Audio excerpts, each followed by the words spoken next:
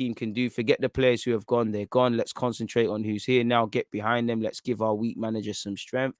I mean, we're allowed to talk about several things, but generally, I get where you're going. Good morning, Deluded, and the biggest football community here. Big up all the moderators. Happy Sunday, positive vibes. Another big stream, back to back content. Appreciate that.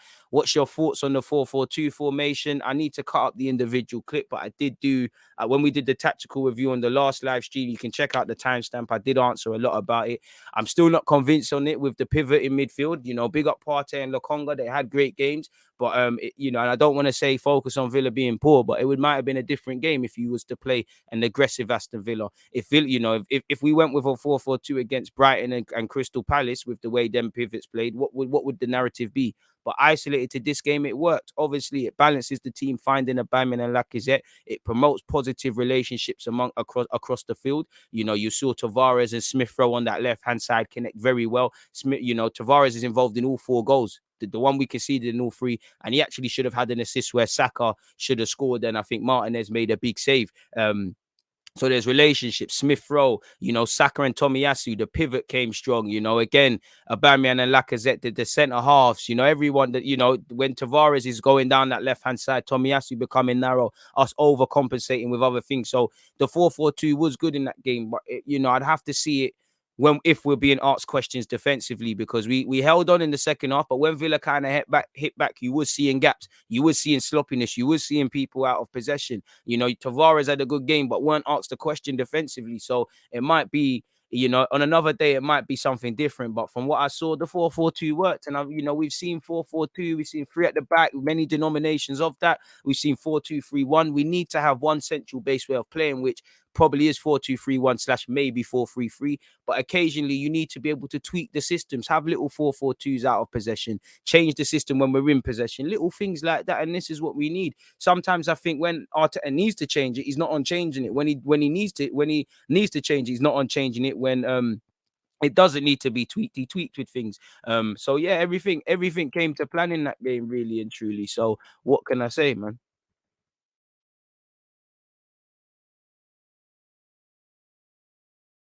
But it was amazing for what it's worth, man. It was lovely to see it. But again, different matters. If a team's on the front foot and trying to chuck it to you, it's probably going to be a different game. Bro, Villa were in the Midlands in that first half. I don't know what they were on, but this is the thing about the Premier League. You need to catch man cold, just like Brighton. Brighton got dealt with yesterday. I'm not going to say they would have got back in the game, but they were on it in the second half. Maybe if they started the game like that, there might have been something in that regards. And we are seeing in the last 2 weeks, because we've been doing watch-alongs. There's little watch-alongs. We've been doing watch-alongs. Teams have kind of woken up in the second half, but the damage is already done, really. Like, I swear, Everton against West Ham, I'm sure Everton were sleeping in that first half as well. What would you say is our best formation with this team? I don't know, because again, if I go on the Spurs game, it's 4-3-3 / 4-2-3-1. Yes, well, I say yesterday, Friday is 4-4-2. There's been times 3 at the back has been wavy, and we even sat here and spoke. Is it time to go 3 at the back and whatnot? So I wouldn't, truthfully, I don't know. I don't really know. I don't know. I feel more. My bias is always going to be 4-3-3, 4-2-3-1. But I do like the 4-4-2 that we tried. But I would say, one up front typically. But formations change, really in games. Sometimes it's a 4-4-2, then it's a 4-2-3-1 out of possession. You almost see 2 formations in one nowadays in football. Definitely where Mikel Arteta is concerned, people. Please hit the like button if you haven't already as well, and set your reminders. It's always appreciative. Appreciate all the comments. You lot on fire this morning. Well, yeah, it is still technically morning. Big games today. Too many. Against a quality midfield, we're getting cornered in 4-4-2. Exactly.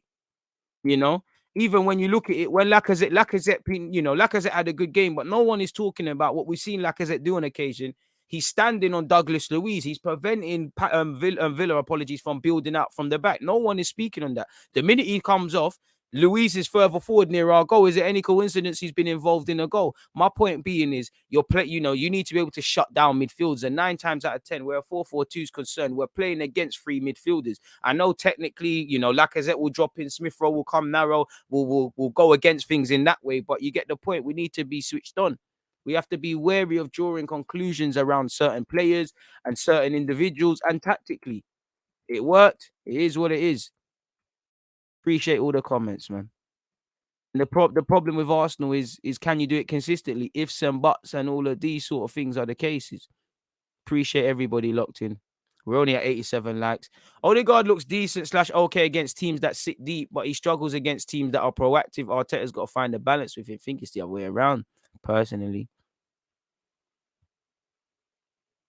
Morning, DG. DG, I got the heat from some Arsenal fans despite beating Norwich 7-0. What does that tell you? I don't know what Arsenal fans you speak to in your current life. I don't know what heat they can give Chelsea fans. So it's not a question I can answer. I don't know what it tells me, my guy. So yeah, I'm going to move on from that. Lack of links to Oba and Smith Rowe was good to see, and it was.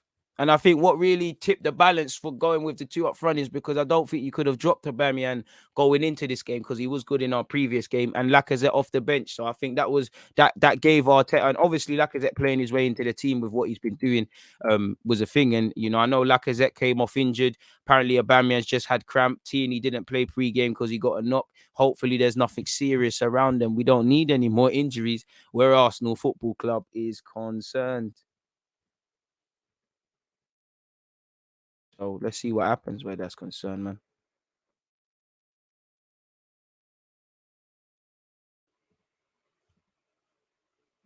DG, will you be streaming on Twitch today? Finally got the app. Yep.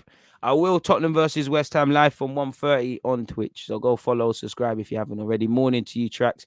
I've said Laka and Oba need to play up front. They need to, but then you got to overcompensate. If you're going to have them, the middle's going to be spot on because there's going to be times where that's unbalanced, where Aubameyang's on the left-hand shoulder and he's not getting in the game. Where actually there's been games where Lacazette dropping too deep has harmed us and the team gets further forward and the pivot might look shaky. I'm not watering it down because I want it to work. My point being, be wary of drawing conclusions. There's pros and cons to everything. It worked against Villa. Next time we do it, I hope it works. But it is what it is. And for me, where Arsenal's concerned, again, you need to be able to do this consistently. If you can do this for 5 to 10 games, I'll take it in. Take it seriously. I'm not talking about the formation. I'm talking about the mentality. It's a bit of a myth in that relation.